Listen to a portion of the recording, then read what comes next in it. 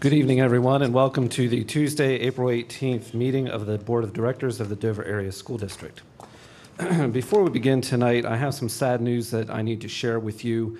This past Friday, one of our longtime teachers, Mr. Ron Weiner, passed away after a very lengthy illness. He was a teacher in our agricultural program for the past 21 years.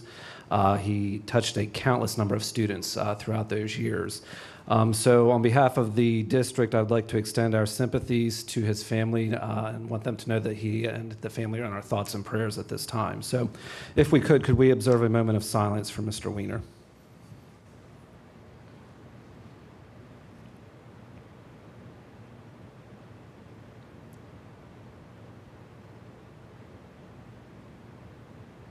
Thank you. If we could please rise for the Pledge of Allegiance. Pledge allegiance to the flag of the United States of America and to the republic for which it stands, one nation, under God, indivisible, with liberty and justice for all. Thank you. Mrs. Benko, could we have the roll call, please? Mrs. Britton? Here. Mr. Cook? Here. Mr. Deschaux? Here. Mr. DeLauder? Mr. Eifert? Here. Mr. Emig? Here. Mrs. Herman? Here. Mrs. Maley? Here. Mr. Rawhauser? Here. 8 members present. First up is our presentations and celebrations. Mr. Cherry. All right, I just wanted to start off like I've been doing every month with our winners, our school-based winners for our March tolls. So if you get a moment before you leave today, make sure you stop at the bulletin board to your right to see all of our recipients for the month of March. Once again, I just want to point out that these are peer elected, so that the winners that you see out there, those individuals are nominated by their peers and then selected by the fellow staff members in the building. So once again, congratulations to all those winners. Next on my list is Kathy Wagaman. Come forward, please. So I invited Kathy here this evening because on March 15th, I received a letter, and I wanted to read portions of this letter to the board and then take obviously an opportunity to celebrate you. So this letter comes from the Pennsylvania Association of School Nurses and Practitioners. So addressed to me, it says, I'm honored to announce that Ms. Kathleen Wagaman has been chosen as the recipient of the School Nurse Excellence Award for the South Central region of Pennsylvania for 2017. Her peers have nominated her for her outstanding service to the students and staff of the school she serves. This award entitles Kathleen to be eligible for the prestigious National Association of School Nurses 2018 Pennsylvania School Nurse of the Year Award. The letter goes on and it ends with, please join us in congratulating Kathleen and celebrating her achievements as a certified school nurse.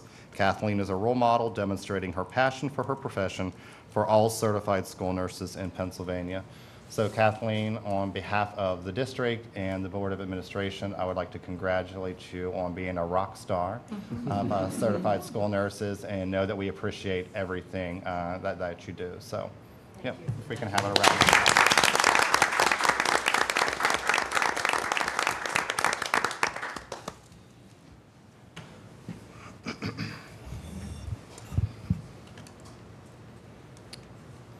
Okay, budget presentation. All right, so Jen, you ready?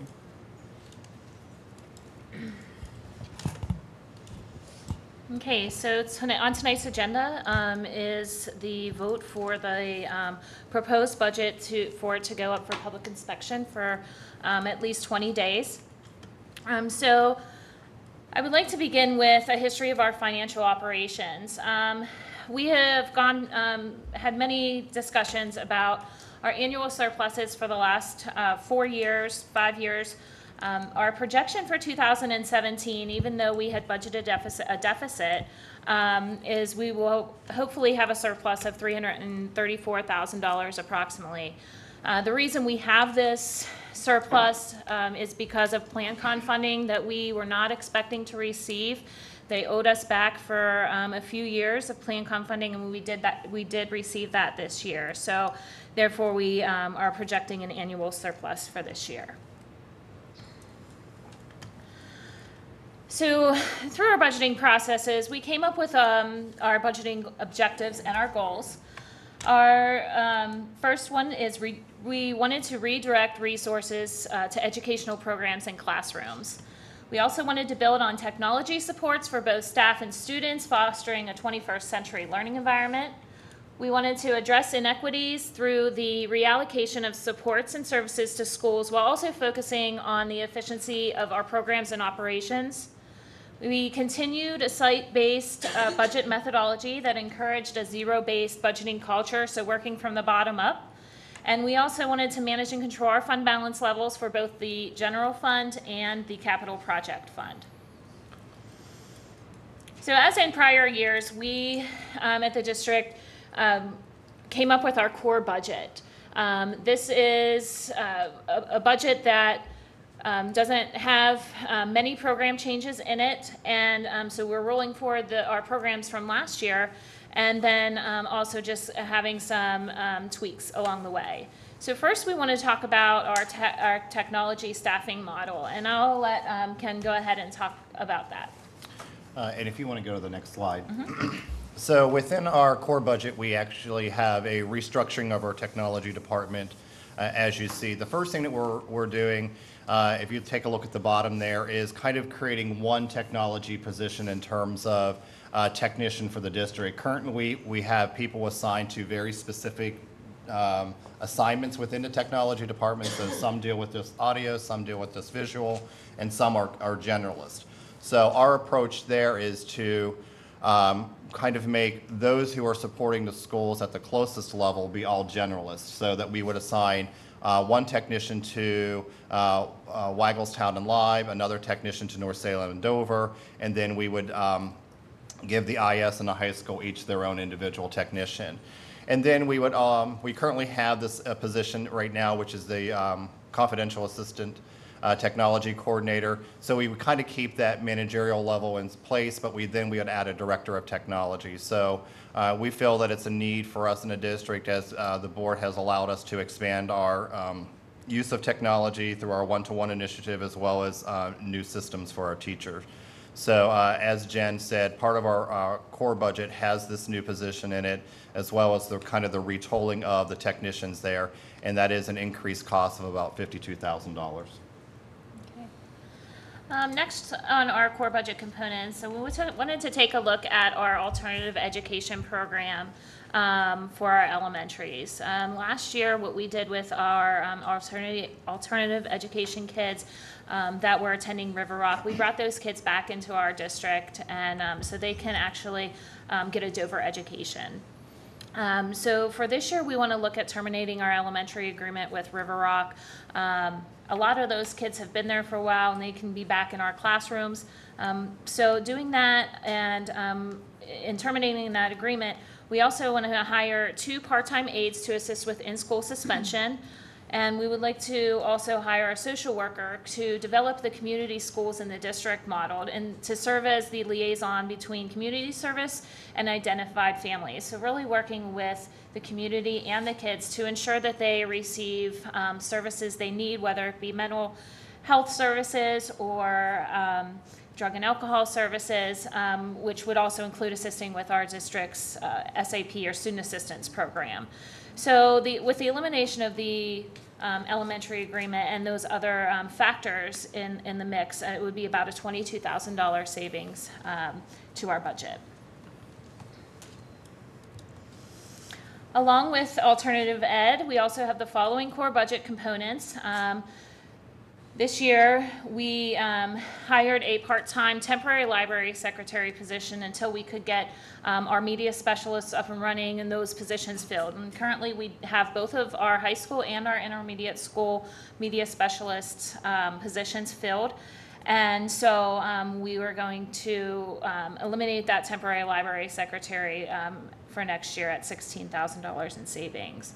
When we look at the exceptional children department, because needs are just greater here in the district, we added to our core budget hiring an additional learning support teacher for our intermediate school and also hiring 4 additional PCAs for elementary schools. And that has to do with our numbers are up for special education, so we need those supports in place. Also, we would like to, we put in the core budget, the hiring of an assistant principal for the intermediate school. In doing that, we would transition from 2 dean of intervention specialists down to 1. The current dean, I believe, is going to, there's on the board approval for tonight, a voluntary transfer into a teaching position. That's going to be the assistant principal, and the transition for the deans is going to cost us about $40,815. Another core component of our budget is the elimination of the after-school activity buses due to low utilization. Our numbers were quite low on the buses. In fact, we have moved from 2 buses down to 1 bus, and we can't justify $20,000 for running after school activity buses for anywhere from 6 to 8, 10 kids. And finally, the last component of our core budget, of course, is to comply with contractual increases for existing staff, including salary and benefit increases. So the assumptions for those increases for salary and benefits are a 1.5% to 3% wage increase for administration in compliance with current Act 93 agreements. We assumed a proposed 2.9% wage increase for professional staff. We were complying with the support staff wage increase of 40 cents per hour based on their agreed upon contract. We are assuming a health benefit premium increase of 7.5% and also a PCERS rate increase of approximately 8.4% because our PCERS contribution rates went from 30.03 in 2017 to 32.57 in 2018. So along with that rate increase, that is also compounded on top of salary increases as detailed above. So looking at our core budget, we are proposing or projecting our opening general fund balance as of July 1st, 2017 to be about $15.5 million. Budgeted in the proposed budget is revenues of $60.1 million, which gives us available resources of approximately $76 million. Our budgeted expenditures at this point are $62.2 million, which gives us an ending projected general fund balance at 2018 of $13.4 million. So when you take the expenditures less the budgeted revenue, we are sitting right now at a budget deficit of $2,112,842. Just if you could please take into consideration that this information is preliminary. Like I always say, you know, we're changing these numbers day by day as we find out new information, whether it be state subsidies or contracts being renewed or things like that. Particularly, though, in the area of the state subsidies. And what we did for our core budget at this point was we based our subsidies on the 15-16 funding levels. And at any time that could change when we get more news on how the state budget goes.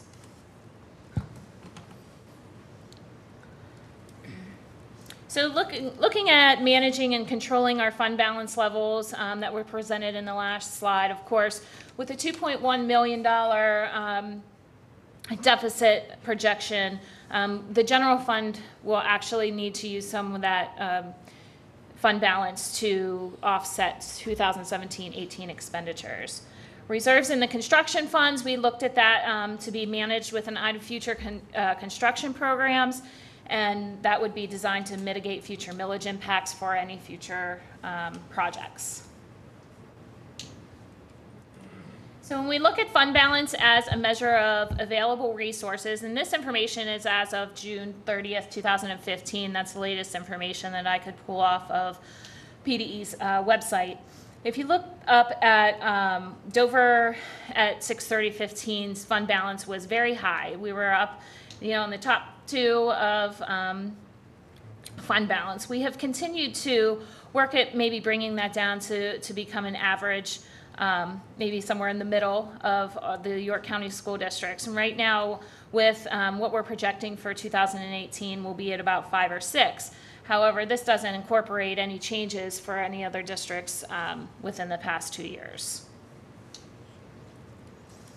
So as far as our fund balance growth goes, you can see in 2011 through 2015, we really had a spike going up because of those annual surpluses that I had presented to you earlier in the presentation.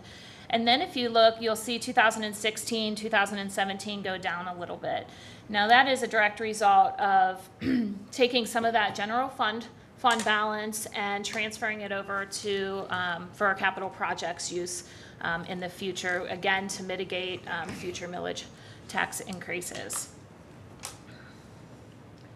And this next slide will illustrate to you the change in the capital project fund balance, how it started in 2011 really high, and that's because we were doing the construction at Dover Elementary, so we quite haven't paid the bills for that in 2011, and then we paid the bills in 2012, 13, and we get to a smaller level at 2014 of about $6 million, and then you'll see it slightly rise up. And the reason for that slight rise then is the transfers that I had mentioned back in the previous slide for the capital projects assignment.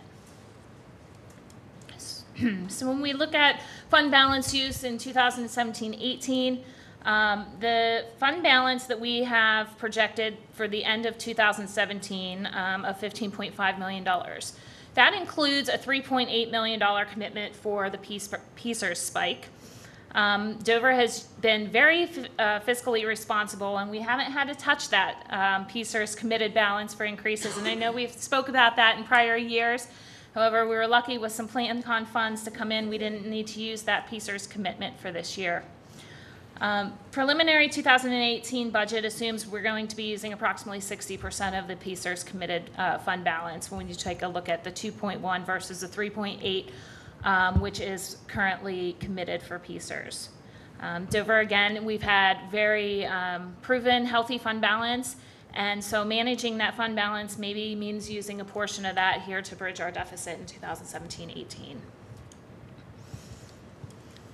And as we're talking about PSERS, I wanted to kind of give you some history of where we've been, where we came from, and where we're going. So 2008-9, our total employer contribution rate was 4.76.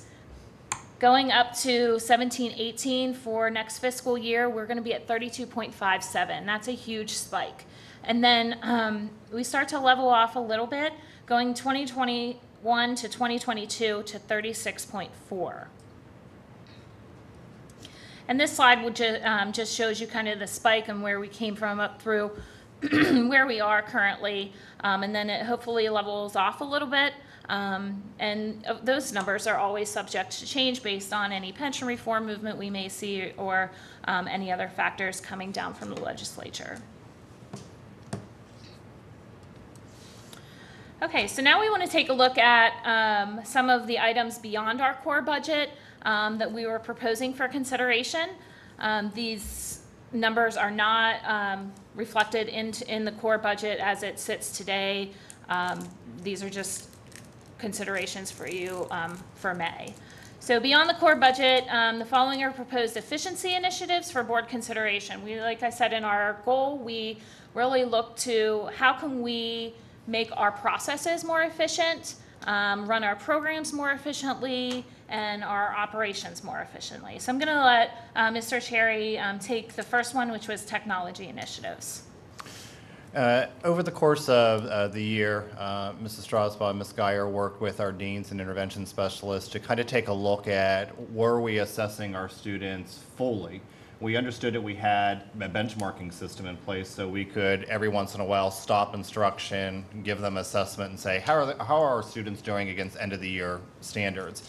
What we were lacking, though, K-12, although we had elements of it, was an actual diagnostic as well as something to progress monitor students. So the deans met with me, told me kind of that issue, and so I tasked them with then go out and find something. So if you can find something better, then it's up to you to go do this. So I really congratulate Bobby on that. She worked with that group for months, And they whittled it down to 2 particular companies that came in. They did some presentations, and in the end, the group selected the NWEA MAP assessment. So this is a particular assessment that allows us to do all 3. You can benchmark students, you can progress monitor them, and you can also do a diagnostic on them.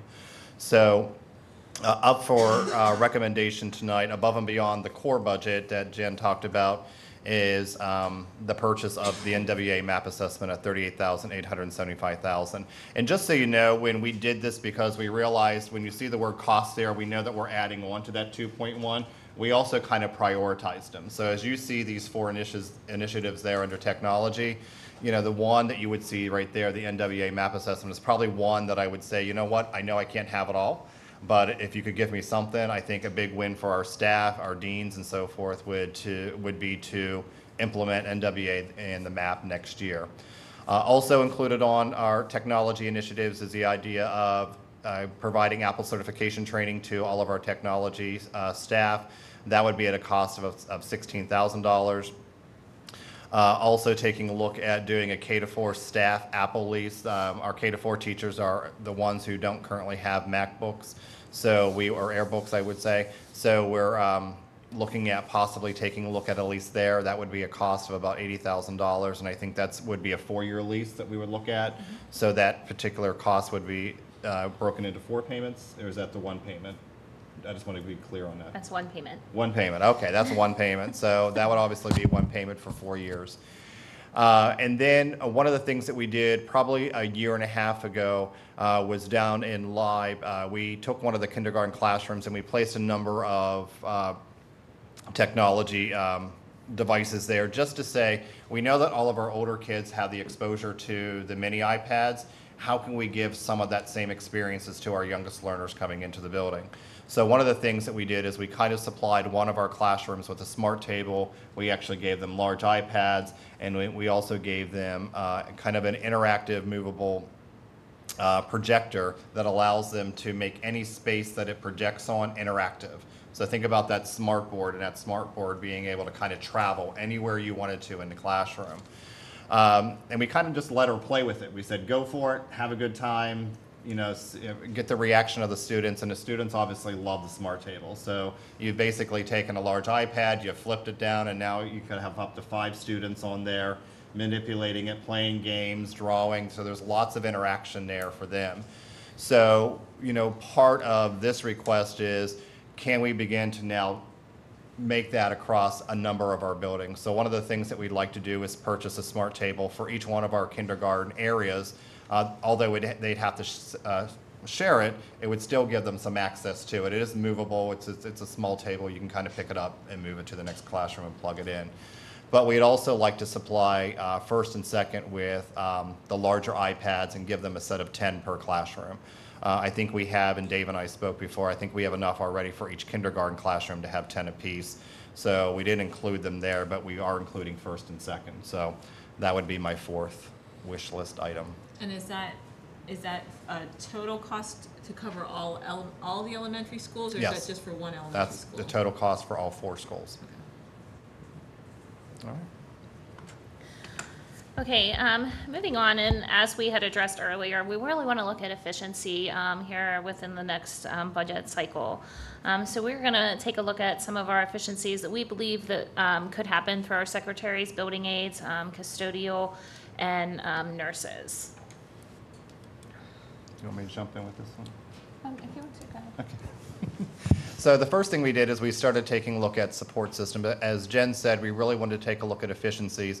One of the things, if you think about kind of where we're at in our development as a district, we've gone and put in place new technology. We also have new systems in place. Jen has also expanded her business office to include other support people within that office, all with the idea of supporting our district as they do things. So given that as a platform, we then wanted to kind of look at the building level to say, what else could we be doing more effectively, given the fact that we have all of these other systems now in place. So we started taking a look at the administrative support structures in each one of the schools. And just so you know, for this particular slide, this does not include the principal's secretary, so to speak. So the 12-month secretary that each building has that's assigned to the principal is not in this equation. So what you see here is kind of who else is in the building at those particular levels supporting teachers. So if you take a look at the left, currently in the elementary schools, we have 3 additional staff members who are 10-month. At the intermediate school and secondary, at the intermediate school as well as the high school level, we have 4 individuals who are currently 12-month employees, and at the high school we have 1 person who is 10-month. So with this idea of we have these systems in place, we have these structures in place, is there a way of utilizing them more effectively? And one of the things that we have there on the right-hand side is a kind of a proposal in terms of structure, meaning that we would go from having 3 10-month elementary secretaries to 2, with the idea that 2 individuals would share 2 elementaries. And we'd probably do that based on size. So those 2 individuals, they would have 1 elementary that has a larger enrollment, then their second assignment would be another elementary that has a smaller enrollment. And once again, as Jen talked about, we really looked at the equity issue. So I want to make sure that those built elementary schools that would have a larger population might see that 10-month person 3 days out of the week, versus that elementary school that has a smaller population might only see that person 2 days a week. We also were able to take a look at the 12-month positions there at the high school, and we thought, is there a way of redoing them differently? So is there a way of setting up a structure then that would allow maybe 1 person to enter some of the proposals for school? Is there another person that could just do data and so forth? So in our proposal here is we have a 12-month individual that would be shared between the intermediate school and the high school, kind of similar based on population, meaning that the high school would probably see that extra 12-month individual more than the intermediate school, just based on population and size. And then just exclusively for the high school, we would add back in 2 10-month individuals there. So if we went to a structure from our current structure to our proposed structure, we would have a savings of about $142,000.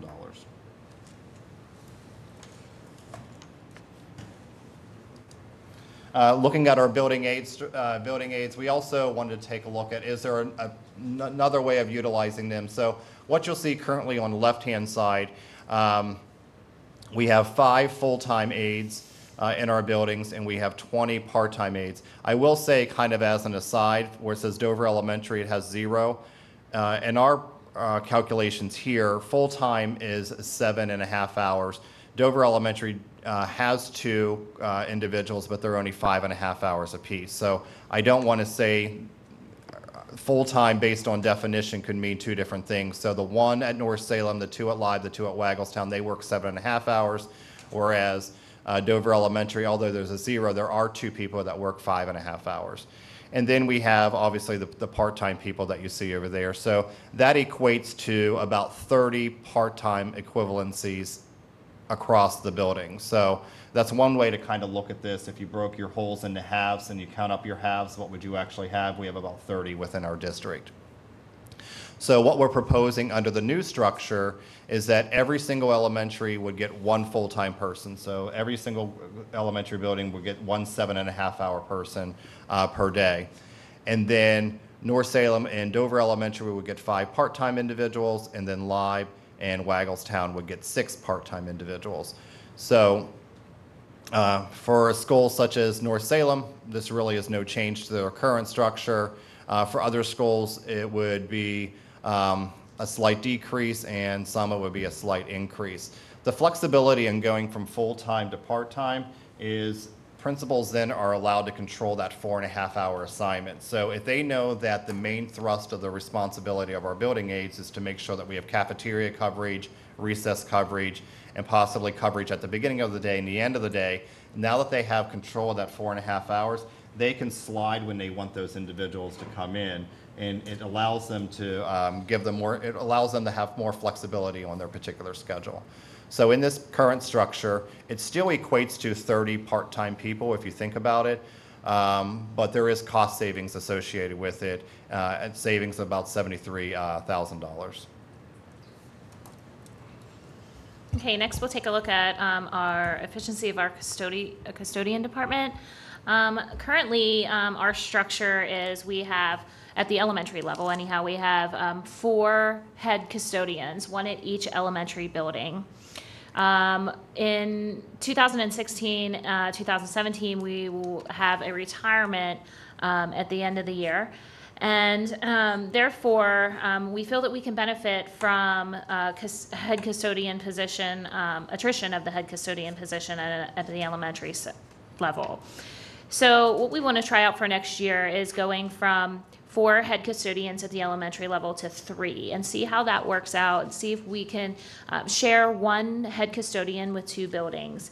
And then our goal in the future years is to be able to go to a 2 head custodian structure at our elementaries, having all 4 buildings share 2 people. This savings is $71,000. The fourth area that we actually looked at was our nursing structure. So currently, according to PA code, for certified school nurses, there's a ratio of 1 to 1,500. And so under this proposal, we are not making any recommendations at this time to decrease our certified school nurses. So our assignments would stay exactly the same, with 1 full-time person at the high school, 1 full-time person at the intermediate school, and then 2 individuals at sharing elementary schools. We would probably look at their assignments in terms of which elementary schools that they support, but we'd like to keep the certified school nurses the same. The only recommendation that we're actually making at this particular time is to the LPN to go from 3 down to 2. Given the fact that we do have a full-time school nurse at the intermediate school, that would provide her some flexibility if somebody was out to actually make other rotations within the district, given the ratio of 1 to 1,500. So in this particular instance, by decreasing from 3 LPNs to 2 LPNs, it would be a cost savings of approximately $44,000. Okay, another one of our proposed considerations is to take a look at our financial software and time clock update. There's some history behind this proposed consideration. Our current financial software is very outdated and it's cumbersome, which forces duplication of data entry and spreadsheet creation outside of the system. It's not very efficient. Our current system costs have been increasing annually at a rate of 8%. We are currently in a system that they charge everyone the same amount. So whether school district A down the road has 6,000 students and we have 3,500 students, we're still being charged the same cost as that bigger district. At the time of implementation of time clock back in 2009, I'm sorry, for some reason or another, the support for the software for the time clocks and also the actual clocks was not purchased. Therefore, the upgrades to the time clocks have not been performed since implementation, and the company is no longer supporting the version of the time clocks software or the clocks that we have. The cost of these upgrades and support alone is $21,000 for the first year. A new financial software system would integrate our financial software, which is 4 applications or modules, if you will, which is payroll, personnel, inventory, and fund accounting. It would also integrate within that time clock, applicant tracking, and so we're currently using 3 separate systems actually, where we could be using 1. And a new system would eliminate the importing and exporting that we do, and also a lot of data entry, and will increase efficiencies and help our payroll and HR department to reallocate their resources to benefit our employees a little more and educate the employees on certain issues. The new financial system, which would be hosted by the vendor, would be web-based. Would automatically, of course, do upgrades, whereas right now we currently have to do them in-house, which causes us to be shut down for a couple hours, whether it be once a month or twice a month. There's still those couple hours where our technology coordinator is like, okay, everyone has to be out. No one can be in the system for these couple hours. So the fact that a new financial system would be hosted by the vendor and those updates would be done automatically is definitely a plus. So when we look at costs based on a new financial software and time clock, we have to take in consideration we have to do one thing or the other. We either have to go to a new financial system or we have to update our time clocks, which was the cost of $21,000, like I said. So when we look out, we did a four-year projection of our costs for the financial software. In year one, because of implementation of a new software, we would still have a cost of approximately $64,000. In year two, some of that implementation cost is shared at a cost of $30,000. And then year three, we start to level out, and year four, it actually is costing us more to maintain our current system than it would be to have the new system put in place. This is based on, again, the 8% increase that we're currently experiencing with our current financial system. So in actuality, for next year, a new financial system software would cost us $64,488. Okay, so as a business manager, I'd kind of be remiss if I did not give you all your tax or all your revenue options. So this information is purely for information only. Currently in our core budget, we have a 0% increase on our millage rate.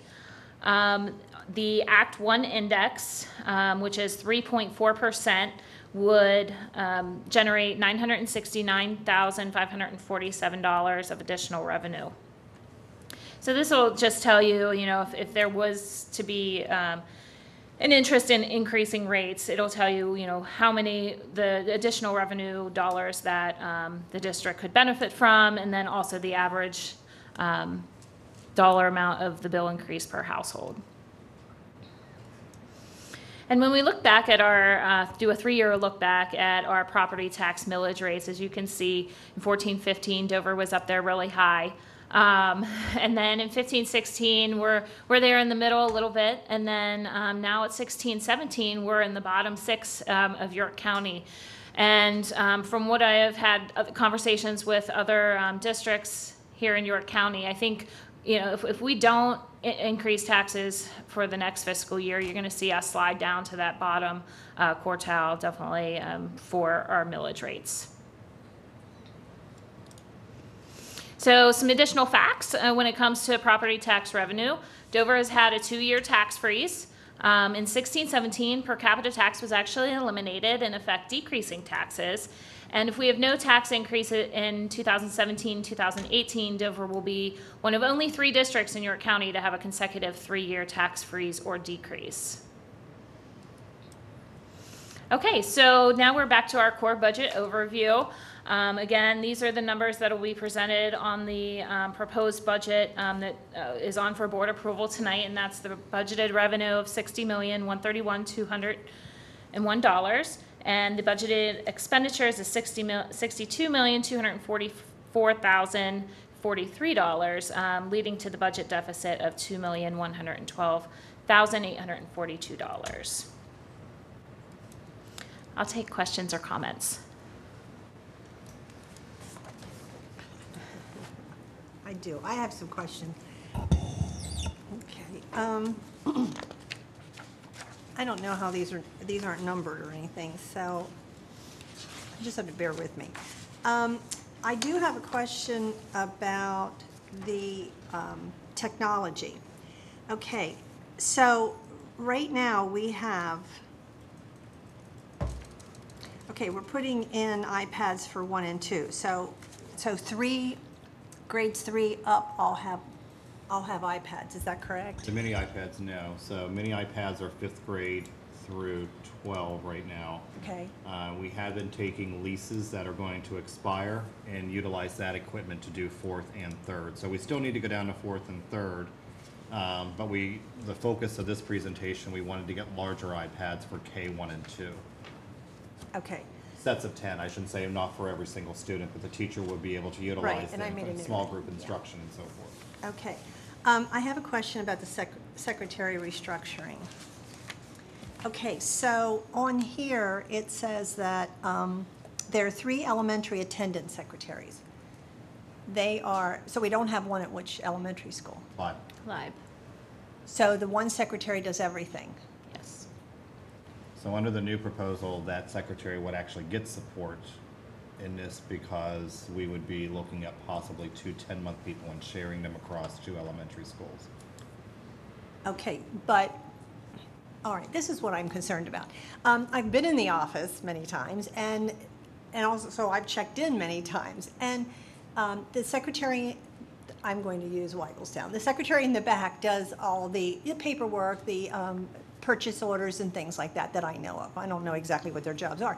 But I know the gal up front, she's at that window constantly letting people in and out, answering the phone, dealing with children coming into the office for needs from their teachers, teachers coming into the office and having one. So are we saying that what we're going to do is in some buildings, we're only going to have one,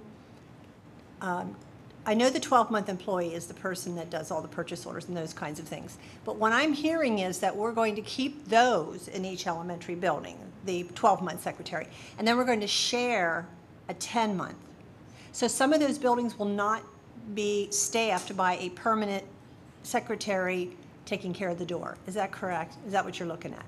There will always be a 12-month person in the office, but Right. the 10-month individual would be shared across 2 buildings. Okay. So Well, there'd and be some I- days that they would be there by themselves and other days that they would have the extra person with them. All right, and I think that's a major concern, a real major concern. Okay, and let's see what else. Oh, the custodians. So right now, the head custodian is nighttime, correct? Yes. Oh, okay. I'm sorry, Mr. Nelson, I should look at you. Okay, so each building has a full-time evening custodian, and they all have I don't know what you call them, a part-time custodian during the day. Is that how they're referred to, part-time? They're also considered, okay, full-time. So now we're going to go to one head custodian at the elementary school, and then then that person will have to bounce around to check out what's going on, too. 2 head custodians. Right now, there's one head custodian at each elementary school. Right. So the proposal is to take one head custodian, have them cover 2 elementary schools, and a 3rd one as a floater to help out if they're not there for whatever reason, vacation, sick day, whatever. Okay, so will there be enough staff in there in the evening to clean? Because I know now they don't have, in my opinion, they don't have enough hours to hit everything they need to hit in a well-done job. So what's gonna, I'm sorry, what? It'll be tough. It'll be tough. Okay. All right. I'm gonna pass it on to anybody else right now, I think. I share the same concerns with the secretaries and the custodian, just making sure that everything is covered. And I know how busy the secretaries are at just North Salem, for example, and I can't imagine one person trying to cover all of that. The other concern in the proposed restructure with the nursing, I guess my concern is, will there be a point in time where a building could potentially not have a nurse present? We have kids who are diabetic, we have kids who have severe allergies, with peanuts or whatever kind of food, and those situations are life and death. And so will we always have somebody in the building who could handle that situation, or will there be times when a nurse may be somewhere else and it takes 10 minutes and it's 10 minutes too late? We have that, even with 7, we have that system now. So I can't guarantee you that there's always somebody in the building every single day for every single minute. So to answer your question even now, it's kind of how it operates here too. There are times when there isn't anybody there, whether they're in transition, whether someone's out on sick time, or they have a sick day and we can't get coverage for them. So 6 or 7, it happens even with our current structure. So what's the backup plan for those kind of situations? I mean, I guess people can be trained to use an EpiPen or know how to use an EpiPen, that could save a life. Actually, But- administrators are all qualified with their administrative degree to assist in helping out. So there were many times as a principal, I stayed in a nurse's office to hand out meds during cafeteria time or to clean up a bloody nose. So, you know, we all have certified administrators in our building, and there are going to be times when they're going to have to step in. It's normal protocol. I see it at my own son's school. Or I did see it when he was at the elementary school, I should say. But they're all qualified as individuals to take care of kids.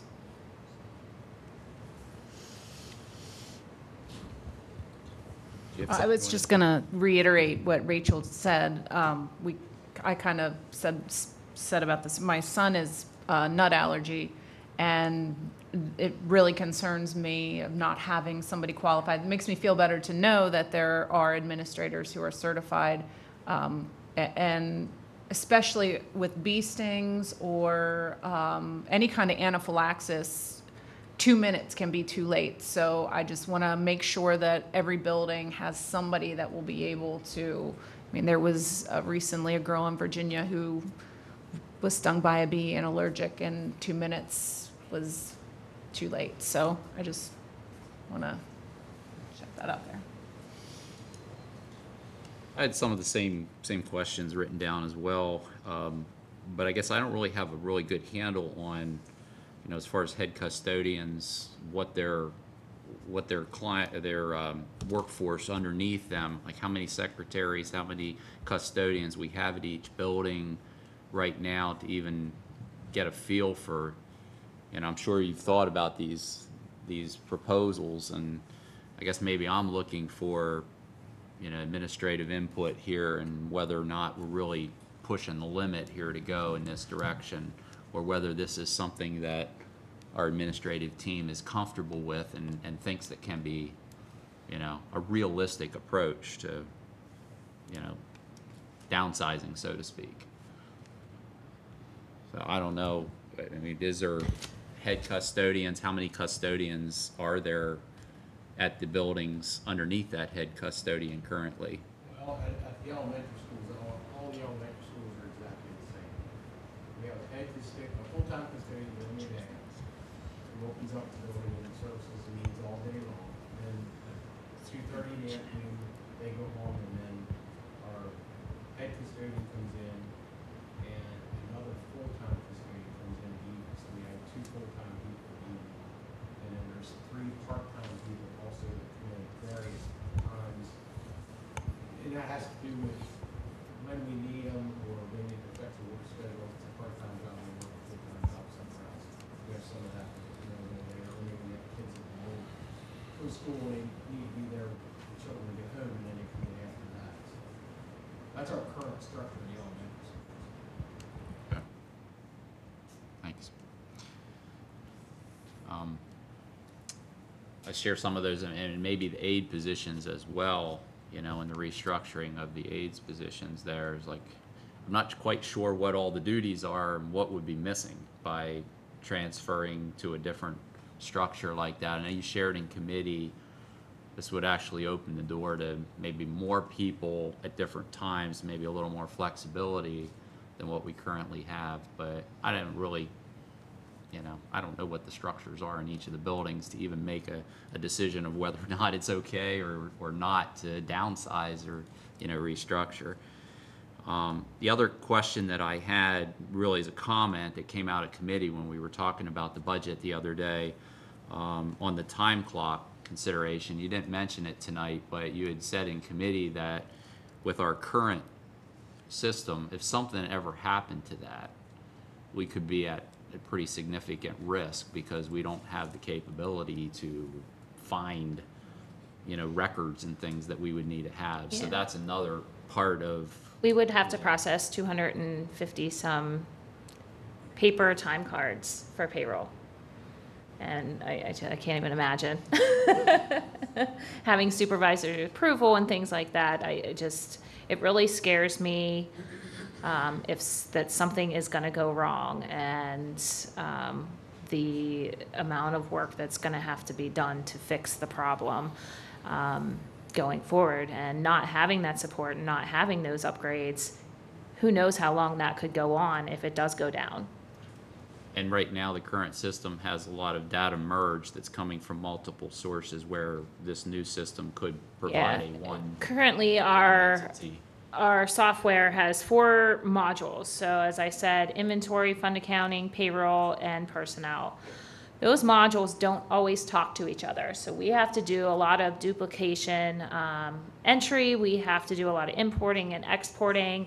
Whereas a new financial system, they would definitely talk to each other. So we wouldn't have to run those manual processes that we have to run every time payrolls run.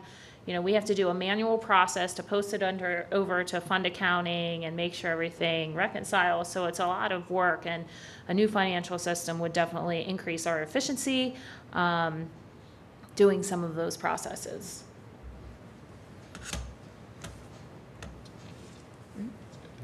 Okay, I have something else. The replacing Renaissance Learning and Study Island with the NWEA map, that is a $38,000 saving, or excuse me, cost. Now, does that include training? Yes. Okay, the teacher's training. And one more, the York County property tax millage rates.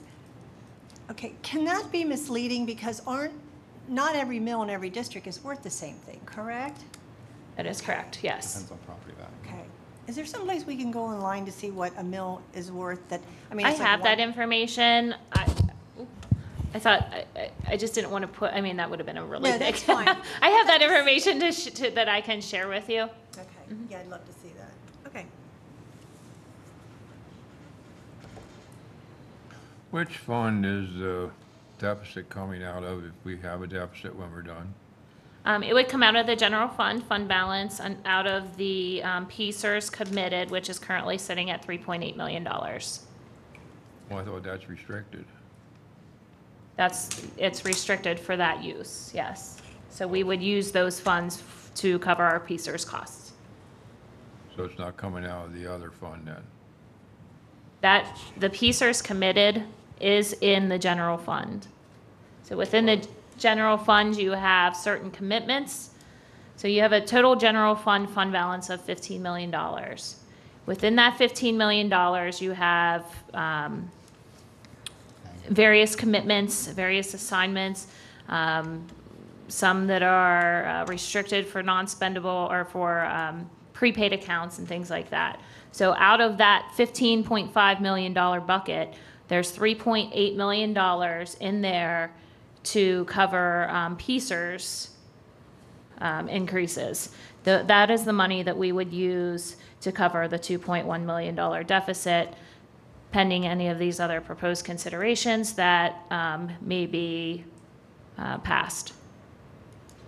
The reason I asked that is in the information we got last week is taken out of both funds, and that's why I was asking which one is coming out of.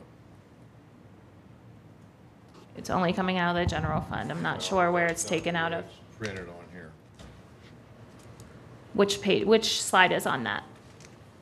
It's the attachment. I don't have it, it's on the general fund balances and revenues. You're taking out of the restricted features fund, you took out the $2 million. Correct? Then on the fund balance board controlled, you also took the $2 million out. I'll have to take a look at that, and without having it in front of me, I'm not so sure what you're talking about. Thank you. That's why I asked. Could you ask the principals to somehow let us know what their full-time aides and their part-time aides do, so we can kind of make a better judgment call? And I know when I initially met with them, most of them are utilized for cafeteria coverage and recess coverage. So okay. that Most was of the do you know what they are, full-time or part-time, or is that up to the a building? little bit of both. So and it's really up to them. They assign them differently, but I can get each one's assignment at their That would be buildings. great, thank Yep. you.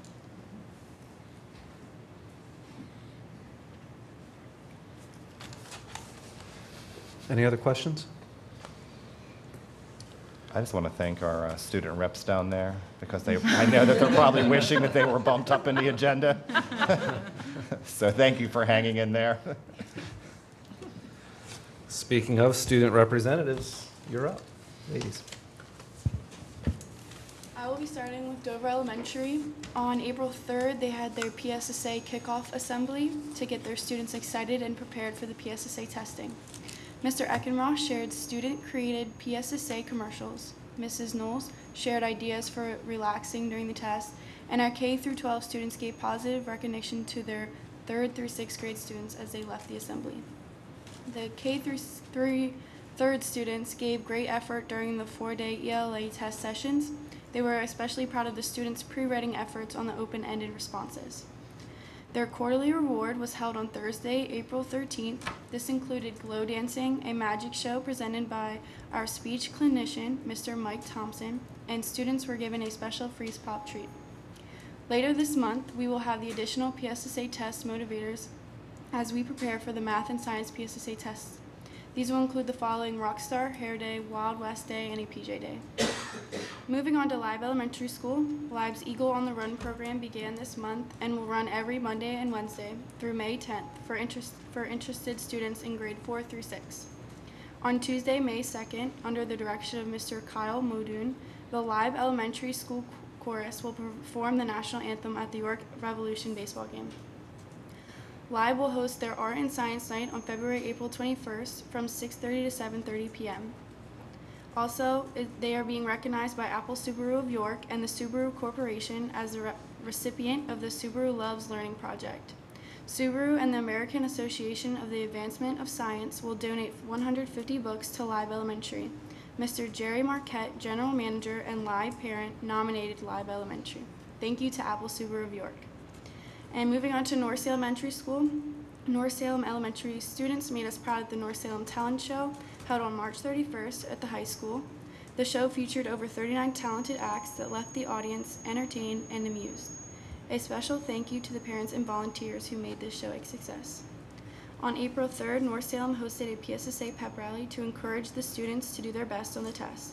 The pep rally included a staff video featuring Can't Stop the Feeling, a cheering bridge for each class as they enter the gym, and our very own Dover Eagle mascot. On April 13th, the 4th graders did their annual egg drop contest, in which students created their own protective barrier for the egg as our staff dropped them from the top of North Salem. Many students were happy with the results, and others were slightly disappointed. North Salem Elementary School will conduct the Critical Incident Response exercise on May 11th. And picking up with Wagglestown, during the last week of March, the students participated in PSSA Spirit Week. Students and staff had a great time at the combined Proud Assembly and PSSA Pep Rally. Our staff created a PSSA video, which really got the crowd revved up. The first round of PSSAs were completed the week of April 3rd.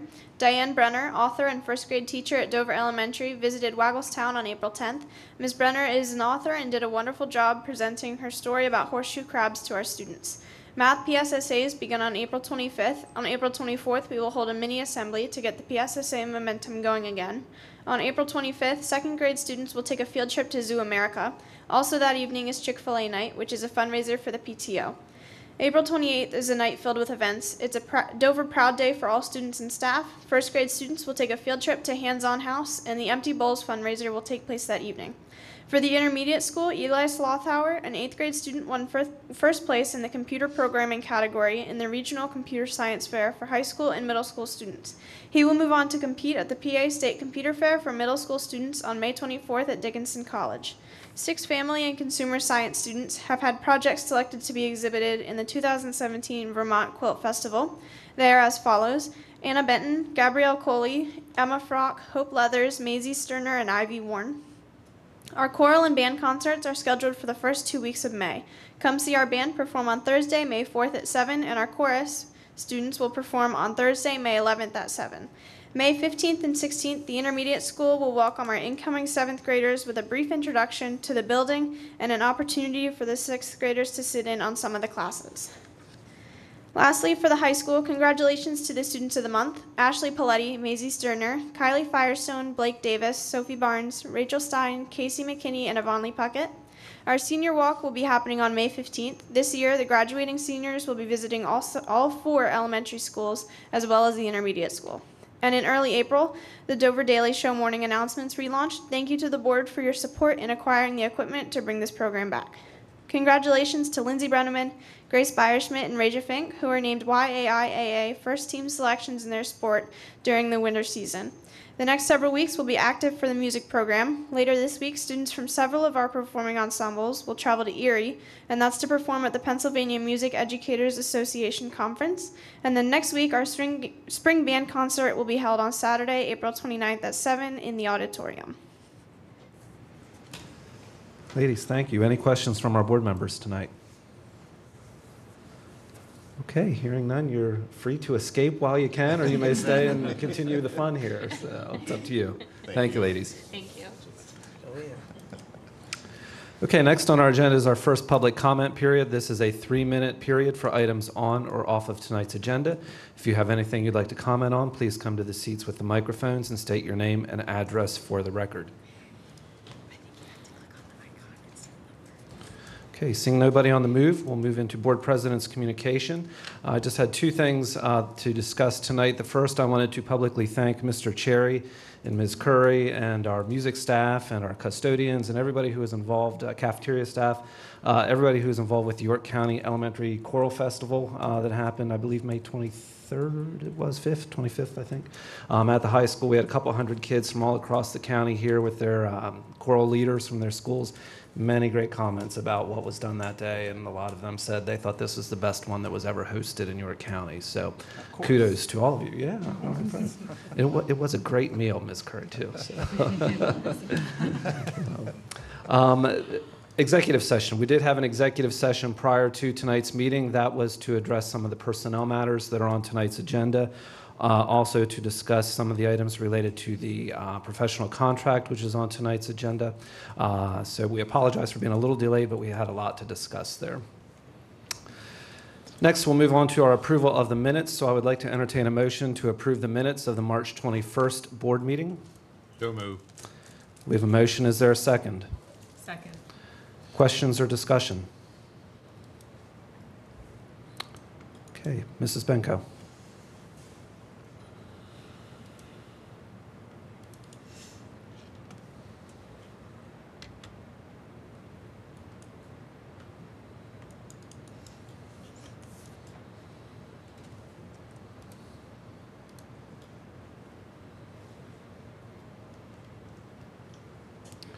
And the motion carries. We'll move on to our consent agenda tonight. I would like to entertain a motion to approve all items listed under the consent agenda. So move. We have a motion. Is there a second? Second. Okay, we'll go down through the categories for any questions or discussions related to the items underneath. First is curriculum and professional development with Mrs. Herman. Anything on those items? Nothing. Facilities, we do not have anything tonight. I do believe we will have some action this Thursday there. Human and fiscal resources, any questions or discussions on those items? I just want to thank Larry Dunn. He's on here tonight for his retirement, 27 and a half years in the district. So congratulations to him, and I want to thank him for all his dedication and service. Thank you. Anybody else? Okay, safe and supportive schools, we have nothing for that? Okay. Any further questions or discussions tonight? Okay, hearing none, Mrs. Benko.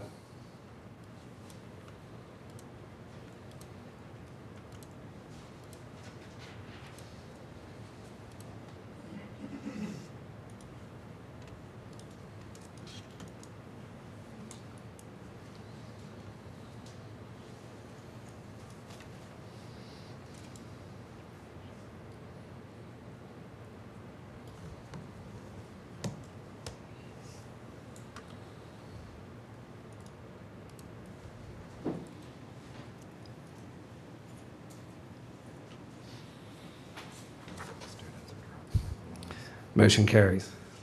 Okay. Next up is our agreement with the DAEA. So I'd like to entertain a motion to approve the 2016 to 2020 agreement between the Dover Area School District Board of Directors and the Dover Area Education Association. So move. We have a motion. Is there a second? Second. Questions or discussion? Just wanted for For the record, I will be abstaining from this vote because I have a family member who is part of the staff here. Any other questions or discussion? Okay, hearing none, Mrs. Benko.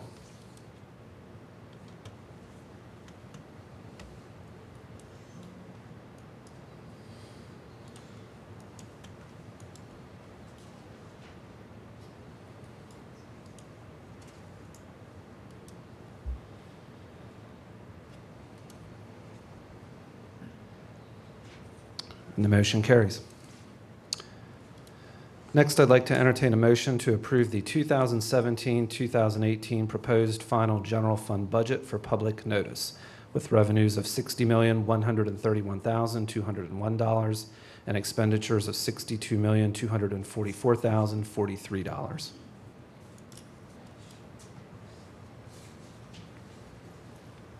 So moved. Second. We have a motion and a second. Any questions or discussion? Okay, Mrs. Benko.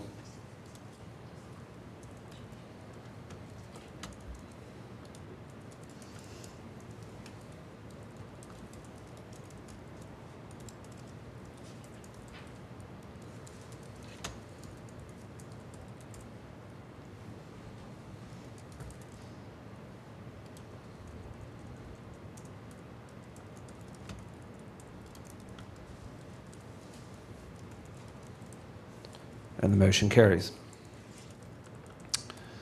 Okay, we'll get into some of our reports. Safe and supportive schools, Mr. Deschaux. Okay, I have a couple of items.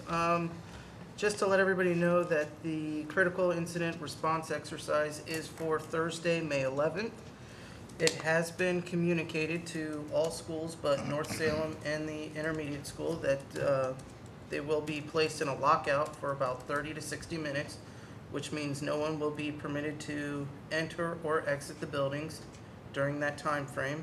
However, normal activities will continue in those buildings, and it is for the safety of all students and staff that we will not give the exact time that the exercise will take place for that 30 to 60 minute time frame. All parents and guardians will be contacted via Sky Alert throughout the day with updates and instructions. North Salem students will be evacuated to the intermediate school, where either they will participate in the family reunification or be dismissed at normal times. EAB will be transporting some students, and Jacoby Transportation will be supplying one wheelchair van. All other students and staff will be walking to the intermediate school unless weather and ground conditions dictate otherwise, then we will bus. We have an overwhelming positive response for families wishing to participate in the reunification. We've had some families opt out of their students for that day, but not many. Mr. Cobb has been working with the LIU and life skill classes at North Salem along with transportation to ensure all needs are met. We have several high school students who will be photographing and videotaping the event that day. We have several high school students who will be serving as victims that day as well, as this will be in the elementary school, and we are not using makeup or any other items on the victims. They will just be using a tag. This will help law enforcement with moving injured victims. Northern York County Regional Police Department is the lead law enforcement agency for this exercise, and to date we have 3 additional police departments, 1 fire department, and York County Department of Emergency Services is also participating. We have several people who will be observing that day from other districts and the LIU. And just remember that this is a learning experience for all involved. It will not be perfect. There will be issues. We will learn and get better. And that's all I have. Thank you. Any questions or discussions on that?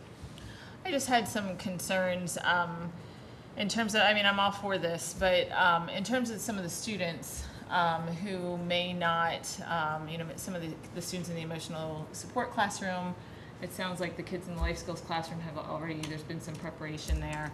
But just for the students in general, what kind of traumatic influence this could potentially have on them? I mean, they might you know, their parents might think it's okay, or the staff might think it's okay. But some of these kids could be affected in ways that we're not really prepared for. So just wondering who on staff is kind of on call to handle that, and follow-up after this drill is done the next day, who's going to kind of debrief the kids. For some of these kids, like I said, it could be rather traumatic, and not that there's going to be blood or anything that's going to be horrific, and sure, many of them have probably seen worse on TV, but when it's up close and personal, it's different. So just wanted to make sure that resources are in place to help any kids who may need it.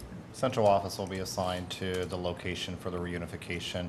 We'll also have a full guidance department there as well. So that's actually part of the reunification site, is to making sure that you have those services. Kathy's well aware that if we needed services above and beyond just the guidance department, the IU has been put on notice, and then they would send their direct services. If we need more than that, then they would mobilize the entire county and send those resources as well. So there are plenty of people on staff. In terms of the next day, that's not a bad idea. We can actually have the teachers possibly set up their morning meeting structure to kind of do a debrief and do some discussion. So that's something that we can easily work with. Okay, all right, thank you. Yep. Other districts that have done this, has there been protocol for like follow-up between all the entities involved? Will we get back together again and discuss some of the, I was just And we curious. actually have our scheduled for the next day. So Okay. we're going to kind of let the day end, because everyone's going to be exhausted, kind of give everyone that 24 hours, go home, think about what happened, and then we're going to reconvene back here and go through the entire process, because as Dennis said, this is really a learning experience for us. So we want to know what can we actually do better in this process. So we'll debrief with the observers. They'll have opportunities to tell us what they've seen. From those of us who were kind of in it, we'll have the opportunity to talk from that angle as well. So we're hoping to do a debrief session. That's actually scheduled already for the following day, but to once again take those findings and then plan accordingly. And all the different entities involved, they all come back and They'll all help you be with invited. that? Yep, they'll all be invited to come Okay. back. So Okay. I can't guarantee 100% of them will be here the next day, Right. but the invitation will be there. And for those who do show up, we'll go through kind of the debriefing process and come up with next steps for us as a district. That's good. Yep. Anybody else? Okay, we'll move on to the Dover Eagle Foundation. Mr. Cherry.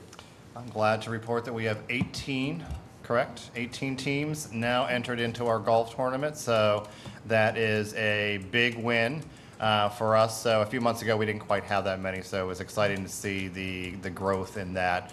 Once again, I just want to reiterate that all the funds that are generated through this particular event do go back to the Dover Eagle Foundation for their two primary purposes, which is to provide scholarships to our students, as well as to provide grant opportunities to our staff.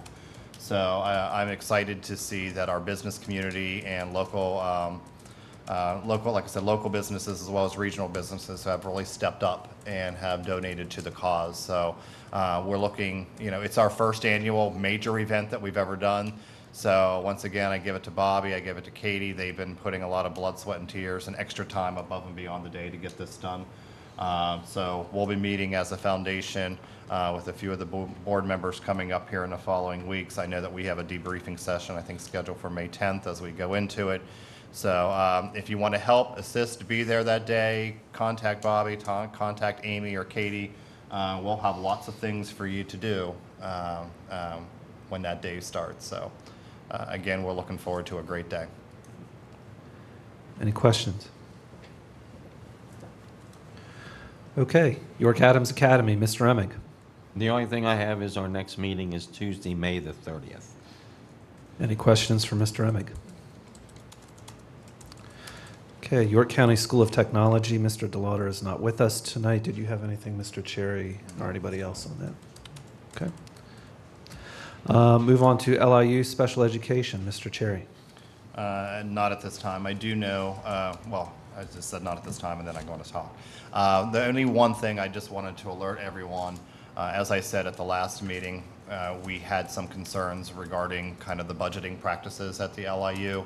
I do know that yesterday a number of superintendents, and we elected them to do so, had a meeting with the LIU kind of explaining maybe our satisfaction level with them, You know, and it went beyond the budget. It was also professional development needs. You know, we have administrators and even superintendents we're maybe not participating in events because we're not finding it to be a learning experience like it's supposed to.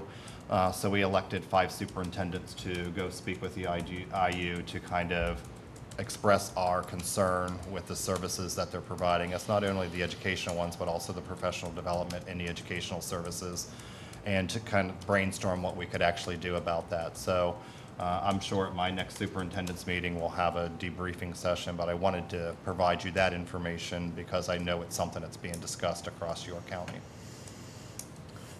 Questions for Mr. Cherry? Okay, legislative, Mr. Rawhauser. Well, they haven't gotten anything accomplished yet in Harrisburg, which is nothing new. The only thing interesting came out in the last 2 weeks was Pasquale found that there's like either 116 or 18 million dollars the House and Senate have put away in their own little fund. And his question is, if we're so broke, why are they holding on to so much money? So he wants to audit them. Might not be a bad idea. Questions? Okay, PSBA, Mrs. Brenton.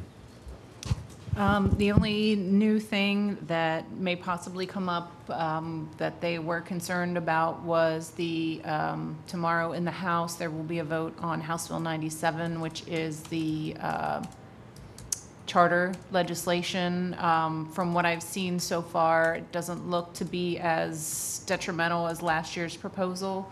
However, it's still in the beginning stages, so there's the chance for change, and I'll keep everybody updated. Questions for Mrs. Brenton? I would just like to add, in May, we will be voting for 2 board delegates to attend the conference in October, and I believe Mr. Eifert and Mrs. Britton were our delegates last year, so, you know, let me know who's interested, and we can put that on for the May approval.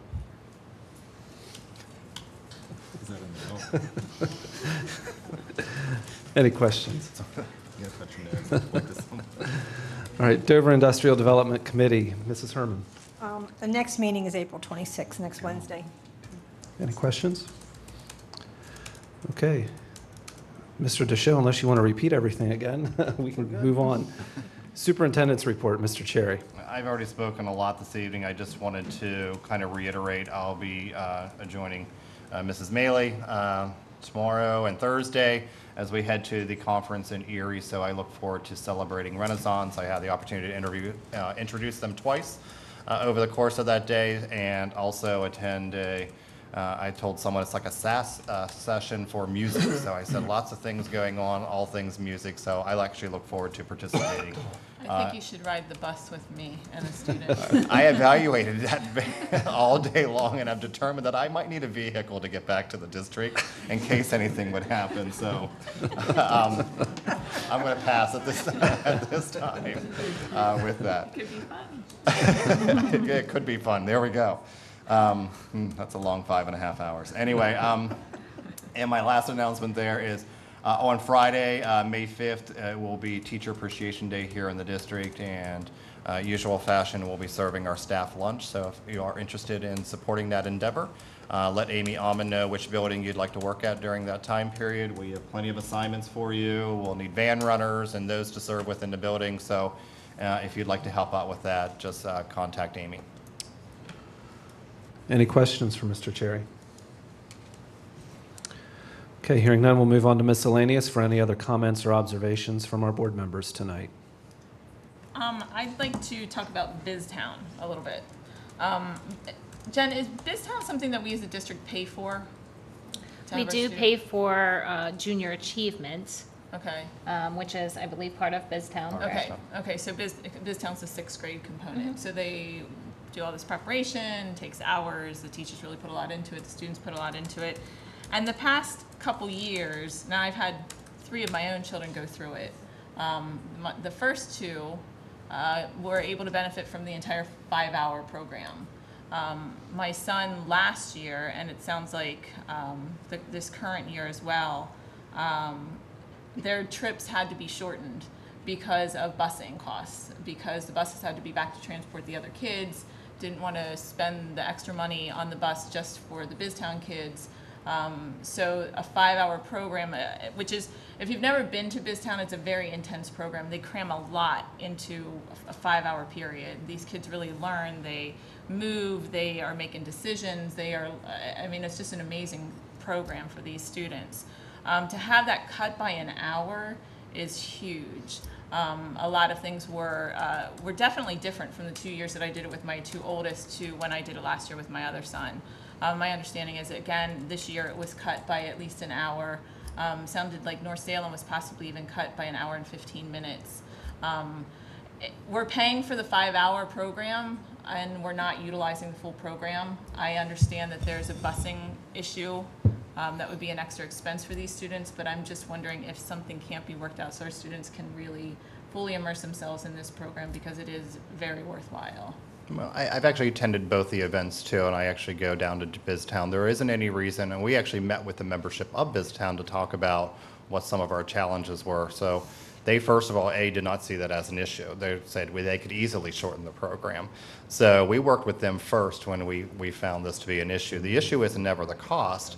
The issue is we need all the buses back in our district in order to start secondary dismissal. So the money was never a factor. So if that was put out there, then that's actually false. The issue is that EMB does not have extra buses, so we need all buses back here to dismiss the intermediate school and the high school appropriately. That doesn't mean that the elementaries couldn't go down earlier as well, and that was always an option too that they gave us. So it doesn't mean that they can't literally get off their elementary runs, get the kids right back on the bus, and send them right down to Biztown. They would be willing to work out that schedule as well. But when this became a reality for us, just know that we did work with the membership of Junior Achievement and told them what this would be. They didn't have a problem with it in terms of their curriculum. And then when I visited different schools when they were down there, I didn't see any of the activities not happening that happened before. But that's just my view. Well, I didn't see any of the activities not happening, but I did see them trying to happen in a shorter period of time. And I guess I got different feedback than you did from Junior Achievement. But you know, if this can be remedied by sending the kids earlier, you know, I think that that's definitely worthwhile looking into for next year. And that was always an option from the beginning, to send them earlier. Were the teachers aware of that that was an option, that they could When do we that? reached out, when we worked with principals, it was always an option.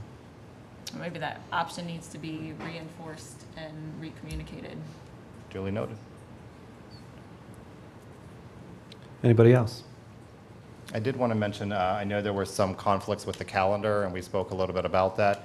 The calendar is available. I know some individuals, when they go to it, it appears blank. Don't forget that there's a drop-down. You've got to select a calendar. So by default, when you open it up, it's blank. If you do the caret drop-down, you can actually select district, you can select by school, or by program. So knowing that that might be confusing, I've actually already asked Brad this evening to make the all-district calendar the default calendar when you go to it now. So you'll see everything listed there.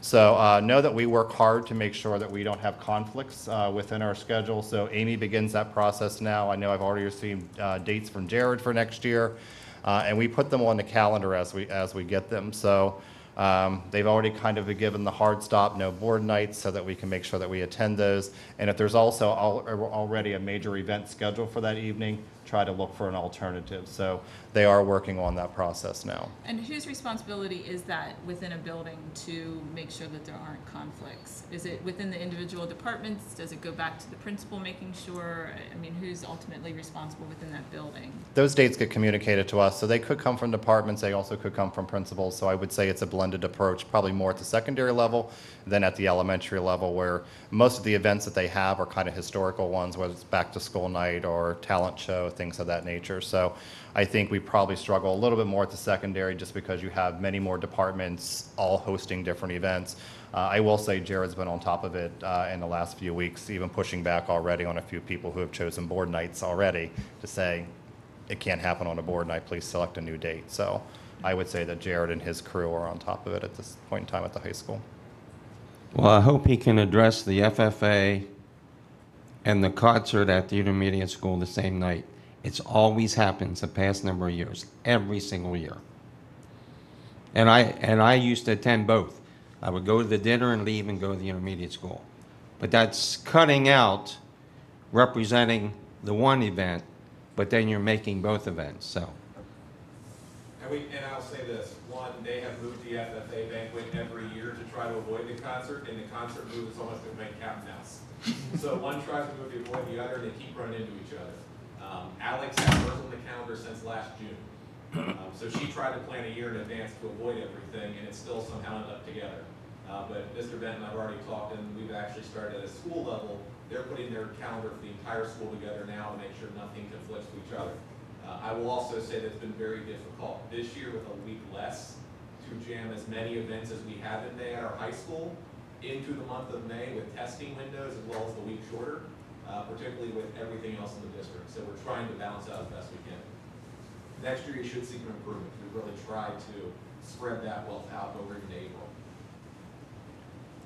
And that leads right into what I was going to say. I was very disappointed that the academic awards banquet was moved. I just think that that's the highlight of 13 years of school, and I think that's extremely important to leave it right where it is. That's my opinion. So I know we're changing. We're going to try something new this year. I'm fine. I want to see how it works. But I hope we're open to whatever comes, whatever happens at this night, if we feel the night at the Wyndham Gardens was just more appropriate for what this is. I'd like us to keep an open mind for that. And hopefully we won't run into this again, this scheduling issue. I don't understand why there can't be a blank, and I guess we talked to tech, I don't know who, why there can't be a blank calendar somewhere that nobody else can get into except the principals or whoever else makes these schedules. And then the event is placed so that if someone else goes in, they can say, oh, I can't have that night, it's already taken. That just seems like the most logical thing to me. I don't know if that can be done or not, but I'm sure it can. Technology's great. But anyway, that's something I'd really like to consider next year, that we really take a hard look at the awards banquet, and hopefully we can make a really good, solid decision. Just wanted to follow that up with a little bit of a positive spin on this whole situation. What you're dealing with here is a board that wants to attend. They want to be there. They want to show support, and that's what's really driving this. It's not that we're trying to be difficult, make life miserable for anybody. We just want to be there. We appreciate the invitations. We want to attend and be a part of it. So that's what's really driving it. So it may come across a little bit negative here, but really that's what it's all about. We want to be there. Anybody else? Okay. Hearing none, we'll move on to our last public comment period. This is a 2-minute period for items again on or off the agenda. If you have anything you'd like to comment on, please come to the seats and state your name and address for the record. Okay, seeing nobody on the move, our future meetings. This Thursday, we have our board committee meetings beginning at 6 o'clock p.m. and our board planning meeting at 7 p.m. That would be Thursday, April 20th. And our next regular board meeting will be on May 16th, 2017 at 7 o'clock p.m. here. So with that, I will entertain a motion to adjourn tonight's meeting. So moved. We have a motion. Is there a second? Second. All in favor, yes? Yes. Yes. Opposed? Motion carries. We're adjourned. Thank you for coming.